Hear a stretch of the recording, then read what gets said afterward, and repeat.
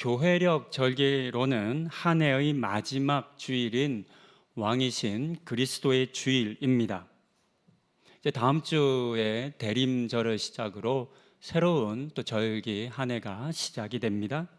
오늘은 십자가에 달리신 예수님을 둘러싸고 있던 여러 사람들의 모습을 기록한 본문을 통해서 우리는 십자가에 달리신 예수님을 누구라고 믿고 고백해야 하는지에 대해서 함께 생각해 보려 합니다. 예수님께서는 골고다라고 하는 뜻의 해골이라고 하는 뜻의 지명을 가진 골고다에 도착하셨습니다. 아람어 굴갈타 또는 골골타 등의 아람어를 음역해서 우리 성경에 기록한 것이 골고다입니다. 또 라틴어로는 칼바리아이고 영어로는 갈보리입니다. 그러니까 해골이라는 곳, 골고다, 갈보리는 다 같은 지명을 일컫는다는 것을 알 수 있습니다.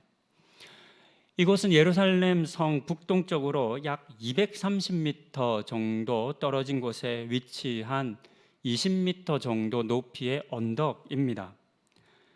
이곳에서 사형이 많이 이루어졌기 때문에 해골들이 많았다라고 해서 해골이라고 불렸다는 설도 있고, 또 이곳의 모양 자체가 해골처럼 생겨서 해골이라 불렸다라고 하는 크게 두 유래가 있다고 합니다. 정확한 것은 알 수 없습니다. 이곳에서 예수님께서는 십자가에 못 박히셨습니다.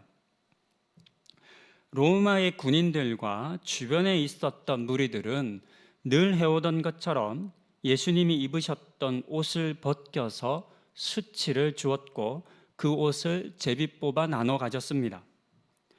백성들은 가만히 서서 구경했으며 관리들은 저가 남을 구원하였으니 만일 하나님이 택하신 자 그리스도이면 자신도 구원할지어다 라고 말하며 예수님을 모욕하고 비웃었습니다. 우리는 예수님을 향해서 네가 그리스도면 한번 내려와 봐라, 스스로를 구원해 보라 라고 하는 이 사람들의 말을 통해서 당시의 이스라엘 백성들이 어떤 메시아, 어떤 그리스도, 어떤 왕을 바라고 있었는지를 알 수 있습니다. 그들은 스스로 자기 자신을 구원할 만한 힘과 능력을 가진 왕을, 메시아를 바라고 있었습니다. 그와 같은 힘을 가진 사람이야말로 우리의 메시아가 될 만한 자격이 있다고, 우리의 왕이 될 만한 사람이라 그들은 여겼던 겁니다. 하지만 십자가에 달리신 예수님의 모습은 너무나 무기력해 보였습니다. 예수님께서는 체포되신 이후부터 도살장에 끌려가는 어린 양처럼 묵묵히 자신에게 주어지는 채찍의 고통과 사람들의 모욕과 수치를 받아 들이셨습니다. 어떤 저항도 어떤 원망도 하지 않으셨고 그렇게 십자가에 매달리신 것입니다. 이처럼 겉으로 드러나고 보여지는 예수님의 모습은 한없이 나약하기만 하고 무능력해 보입니다. 없는 죄를 만들어 십자가에 매단 사람들의 그 거짓과 폭력에 아무것도 하지 못한 채 이제 죽음만을 앞두고 있을 뿐이었습니다. 이런 사람을 메시아라고, 그리스도라고, 유대인의 왕이라고 한다면 누가 믿을 수 있겠습니까? 이 자리에 있는 우리가 만약 그때 그 자리에 있었더라면, 여러분들도 그 자리에 있었더라면 아마 오늘 본문에 기록된 그들과 같이 우리도 예수를 조롱했을 겁니다. 무시했을 겁니다. 스스로 십자가에서 내려오지 못하는 당신과 같은 사람은 그리스도일 리가 없다고, 우리의 왕일 리 없다 말했을 겁니다. 저는 설교를 준비하면서 말씀을 읽을 때, 또 성경을 읽을 때 없는 일들을 참 상상을 많이 하는 편입니다. 그러니까 상상을 해보는 거죠. 오늘 본문을 읽으면서도 이런 상상을 한번 해봤습니다. 여러분도 한번 다음에 기회 되신다면 한번 상상해 보시면 좋겠습니다.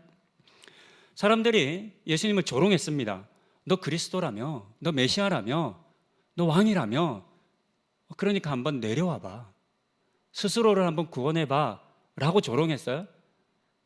만약 우리 주님께서 그 말을 듣고 아, 그래, 맞지. 나 왕이잖아. 나 그리스도잖아. 나 메시아잖아. 나 십자가에 내려갈 능력이 있잖아. 라고 말씀하시면서 내려오셨다면 어떤 일이 일어났을까요? 상상입니다. 그러진 않았으니까. 예수님께서 이 사람들의 말을 듣고 내려오는 겁니다. 진짜로. 내려오셨어요?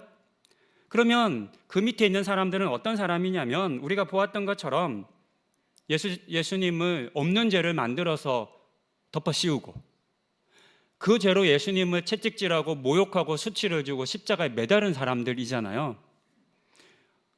십자가에서 내려오신 예수님은 그들을 어떻게 해야 했을까요? 어떻게 하셨을까요? 잘했다고 얘기하셨을까요?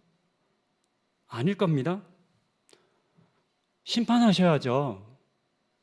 없는 죄를 만들어서 예수님을 십자가에 못 박아서 이렇게 고통스럽고 고생하게 했는데 예수님이 능력을 통해서 내려오셨다면 그들을 심판하실 겁니다. 그와 같은 힘과 권능을 가진 이가 사람들을 심판하셨다면, 사람들의 무지를 책망하셨다면 어떤 사람이 이 심판으로부터, 이 책망으로부터 자유로울 수 있겠습니까? 누가 피할 수 있겠습니까?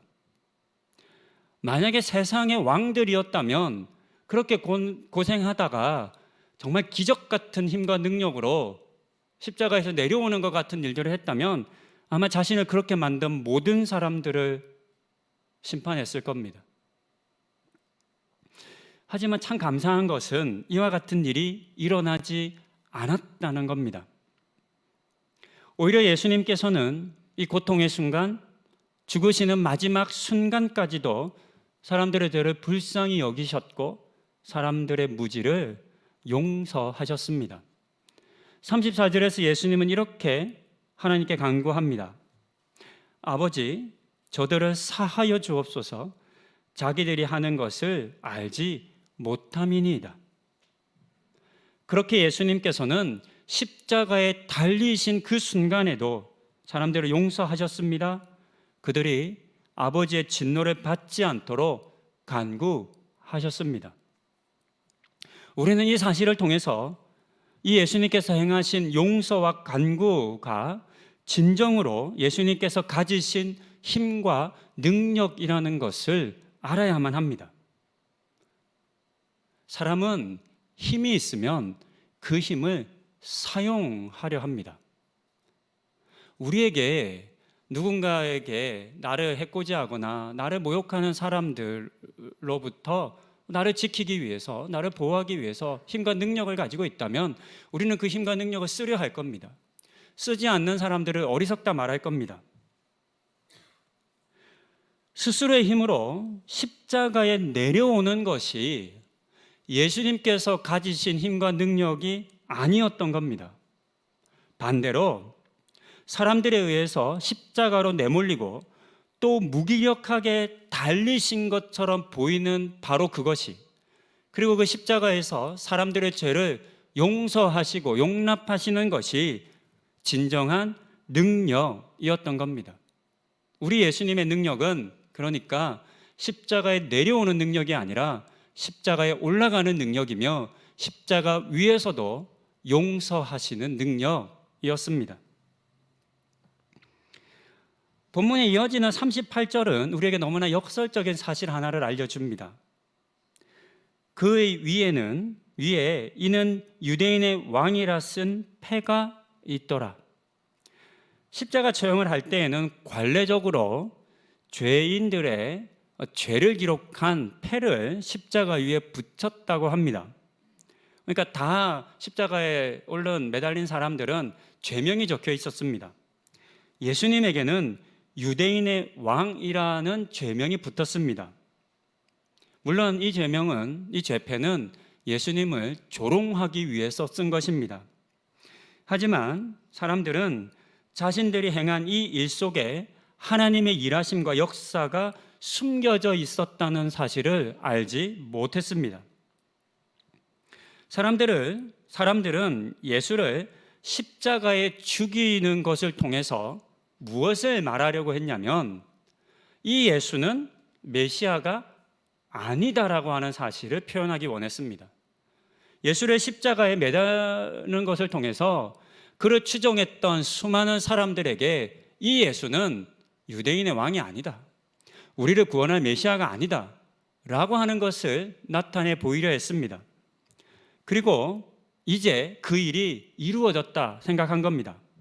이제 예수가 십자가에 매달려 죽음으로 이 모든 혼란들은, 이 모든 소문들은 다 종식될 것이다, 끝이 날 것이다.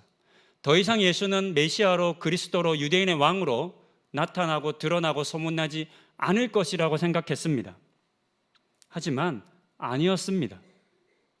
그들은 예수의 죄명을 유대인의 왕이라고 적었는데 알고 봤더니 그것이 예수가 유대인의 왕이신 것을 선포하는 사건이 되었습니다.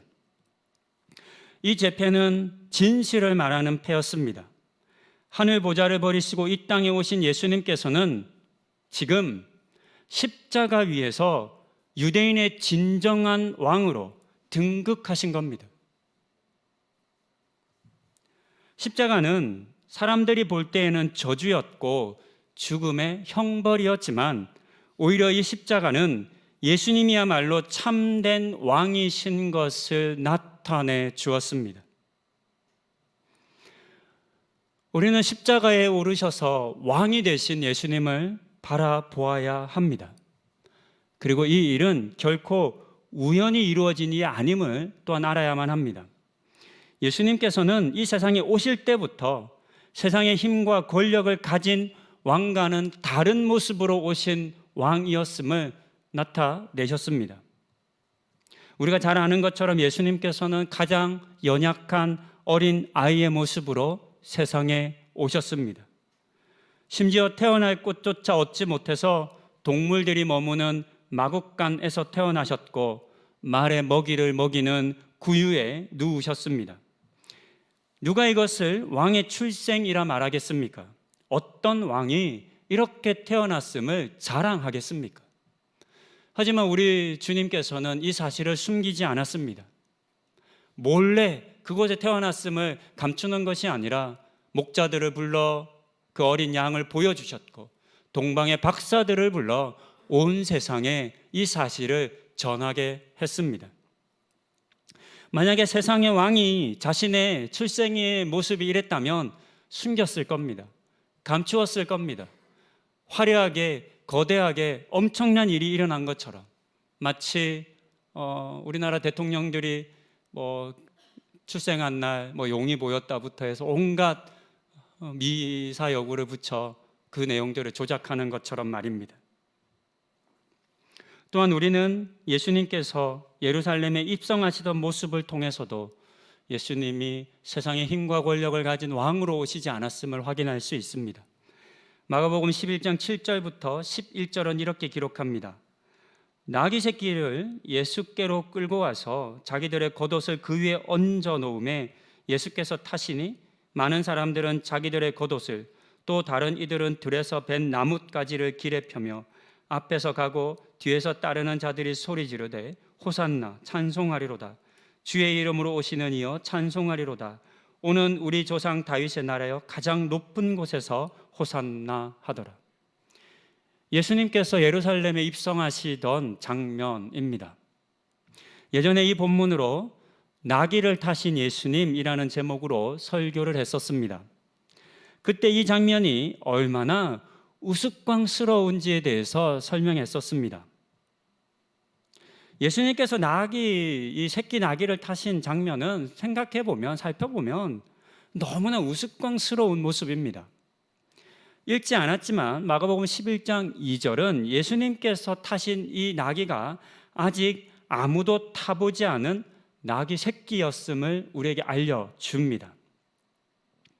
많은 사람들이 아무도 타지 않았다라고 하는 이 문장의 의미를 순수함이라고 흠이 없음으로 해석합니다. 아무도 사람이 안 타본 아주 순결한 상태의 나귀 새끼라고 의미하는 겁니다. 그래서 예수님이 타시기에 적합한 나귀라고 그렇게 해석하는 겁니다. 물론 그렇게 해석할 수 있습니다. 하지만 조금 다르게 해석할 수도 있습니다. 그것은 이 나귀 새끼는 아직 사람을 태우거나 짐을 실을 만큼의 준비가 되어 있지 않은 미숙한 나귀라고 해석할 수 있는 겁니다. 보통 나귀는 물건을 나르기 위해서 길러진 동물입니다. 걷는 속도가 너무 느리기 때문에 사람이 타는 일은 흔치 않았습니다. 탄다고 해도 여성이나 아이들이 주로 탔다고 합니다.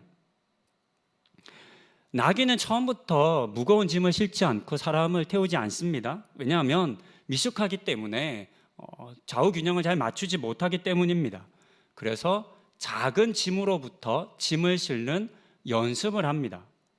그러니까 훈련을 하는 겁니다. 오늘 본문에 등장한 이 나귀는 한 번도 사람을 태워본 적이 없는 나귀였습니다. 그러니까 예수님이 처음으로 타신 거죠. 처음으로 사람을 태운 나귀가 똑바로 잘 걸었을 리가 없습니다. 무거움의 균형을 잡지 못해 이리저리 왔다 갔다 했을 겁니다. 당연히 위에 탄 사람도 편할 수 없습니다. 흔들리는 나귀 위에서 균형을 잡아야 되고 중심을 잡아야 하니까 이리저리 움직이며 애를 써야만 했을 겁니다. 또한 나귀는 키가 그렇게 큰 동물이 아닙니다. 나귀가 두 종류가 있다고 하는데요. 그나마 큰 나귀라 해도 다 크면 140 정도 된다고 합니다. 그보다는 대부분 다 작았다는 의미입니다. 그러니까 성인 남자가 새끼 나귀에게 타면 발이 거의 땅에 닿았다고 합니다. 실제 나귀를 타긴 했지만 자기 발이 그 땅바닥에 거의 닿는 그런 모습입니다. 어른들이 아이들 자전거 가르쳐 주다가 계속 끌고 가면 힘드니까 타잖아요. 그러면 다리가 위로 쑥 올라와서 아주 엉거주춤 이상한 모양으로 자전거 탑니다. 근데 아빠들은 그러고도 재밌다고 타죠. 근데 참 뭐라 그럴까 우스꽝스럽잖아요. 그런 모습 상상하시면 됩니다. 실제 제가 자료 화면을 준비하지는 않았는데 예수님의 그 사역들을 그렇게 영화로 만든 옛날 영화들이 많이 있잖아요. 그런 영화 보시면 예수님께서 굉장히 우스꽝스럽게 나귀 타는 모습이 나옵니다. 예수님의 발이 그냥 바닥에 질질 끌려요. 그렇게 우스꽝 모습으로 나귀를 타고 갑니다. 예수님께서 흔들리는 나귀 위에서 균형을 잡으려고 안간힘을 다 쓰는 모습을 한번 상상해 보십시오. 우습지 않으십니까? 만약에 세상의 왕이라면 예루살렘에 입성할 때 그렇게 했을까요? 그렇지 않았을 겁니다. 그렇게 절대로 그런 모습을 보여주려 하지 않았을 겁니다. 너무 우스꽝스러우니까. 세상에 어떤 왕이 그런 볼품없는 우스꽝스러운 모습으로 성에 입성하겠습니까? 전쟁에서 승리한 장군이 돌아오는 개선식이나 또는 왕으로 등극하는 즉위식에서 사람들은 나귀를 타지 않습니다. 아주 먼 곳에서도 알아볼 수 있을 만큼 멋진 갈기를 휘날리며 잘 장식되고 또 절도 있게 훈련된 명마를 타고 등장합니다. 혹시 자료 화면으로 쓸 수 있을까 싶어서 지난 9월에 있었던 찰스 3세의 즉위식 장면을 한번 영상으로 봤습니다. 자료 화면 쓰지는 않았는데요. 그러니까 영국 왕실에 이렇게 경비병들이나 타고 있는 말들이 쑥 이제 지나가잖아요. 나귀 같은 애들은 한 마리도 없더라고요. 다들 너무나 멋진 그냥 쫙 뻗어 있는 아주 위압감 있는 말들만 볼 수 있었습니다. 그것이 당연합니다. 보는 것만으로도 위압감을 주고 또 강함을 드러내는 모습을 보여주려 하지 우스꽝스러운 모습, 볼품없는 모습 보여주지 않습니다. 하지만 우리 예수님께서는 예루살렘에 들어오실 때부터 아무도 타지 않았던 미숙하고 초라하고 아무 볼품없는 나귀 새끼를 타심으로 세상의 힘과 권력을 가진 왕으로 오신 것이 아님을 나타내셨습니다. 이처럼 예수님께서는 무능력해 보이고 아무 힘 없는 왕으로 이 땅에 오셨습니다. 그리고 십자가에 매달리심으로 왕이 되셨습니다. 우리는 십자가에 달린 예수님의 모습에서 두 모습을 보는 겁니다. 힘없고 무기력하고 나약한 왕으로서의 예수와 용서하시고 용납하시며 그 모든 고통을 참으시는 또 다른 왕의 모습입니다. 이 예수님의 모습을 보고 또한 서로 다른 선택을 했던 이야기가 본문 마지막에 이어집니다. 마지막 장면에는 예수님의 좌우에 매달렸던 행악자의 모습을 우리에게 들려줍니다. 그들 중 한 사람이 39절에서 예수를 향해 내가 그리스도가 아니냐, 너와 우리를 구원하라 말하며 비방했습니다. 본문을 쭉 읽으면서 이 행악자의 모습과 말을 보면서 참 이해가 안 됐습니다. 십자가는 그 고통이 너무 컸기 때문에 로마에서도 최대한 피하려 했던 처형 방식이었다고 합니다. 십자가에 달리면 고통스럽겠죠. 손바닥이 아니라 이제 손목에 그 못을 박고 또 양발을 이제 발목에 겹쳐서 못을 박았다고 하는데요. 이제 못으로 몸을 지탱해야 되니까 무게가 아래로 처지잖아요. 그리고 양팔을 벌려서 무게가 처지면 횡격막이 다친다고 합니다. 그러니까 우리가 평소에 숨을 쉬듯이 숨을 쉴 수 없대요. 그래서 모든 십자가에 달린 사람은 숨을 쉴 때마다 온몸의 힘을 다해서 몸을 들어 올린 다음에 가쁜 숨을 쉬고 다시 내려가는 겁니다. 그때 그 고통이 극심했다고 합니다. 다시 말해 이 죄수는, 예수님의 옆에서 십자가에 달린 이 죄수는 지금 극심한 고통 중에 있었습니다. 다른 누군가를 조롱할 만한 상황이 아닌 겁니다. 그런데도 그는 가쁜 숨을 몰아쉬면서조차 그 마지막 순간조차도 누군가를 비난하고 비방하고 있었습니다. 지금 예수님을 비방하고 조롱한다고 해서 그가 얻을 수 있는 것이 무엇이겠습니까? 아무것도 달라지지 않지 않습니까? 지금은 누군가를 비방할 때가 아니라 얼마 남지 않은 자신의 삶을 돌아보아야 할 순간입니다. 하지만 안타깝게도 이 사람은 그런 때조차도 자기가 죽어가고 있음에도 불구하고 예수님을 조롱하는 사람입니다. 이 사람은 예수님의 십자가에 매어 달면서 또 예수님 아래에서 예수님을 조롱하는 사람들을 대표합니다. 예수를, 그리스도를 십자가에 매달아 죽임으로 자신들의 죽음이 임할 것을 알지 못하는 사람들, 살았다고 생각하지만 실상은 죽어가는 사람들을 표상합니다. 한편 이 행악자의 이야기를 들었던 반대편에 또 다른 죄수가 있었습니다. 그는 자신이 받은 십자가가 자신의 죄값이라는 것을 인정했습니다. 즉 자기가 죄인인 것을 알고 고백한 것입니다. 그리고 예수님을 향해서는 아무런 죄가 없음을 고백했습니다. 그러면서 십자가에 달려 자기 스스로를 구원하지 못하고 있는 그 조롱받던 예수를 향해서 당신의 나라에 임하실 때에 나를 기억하소서라고 간구했습니다. 당신의 나라에 임하실 때에 라고 말했습니다. 이 고백을 통해 우리는 그가 예수를 왕으로 알고 믿었다는 사실을 알 수 있습니다. 당신의 나라, 당신은 왕이십니다. 그렇게 그는 그곳에 있었던 수많은 사람들 중에서 유일하게, 너무나 무기력하게 아무 힘 없이 십자가에 달린 것처럼 보이는 예수의 진면목을 알았습니다. 알았던 겁니다.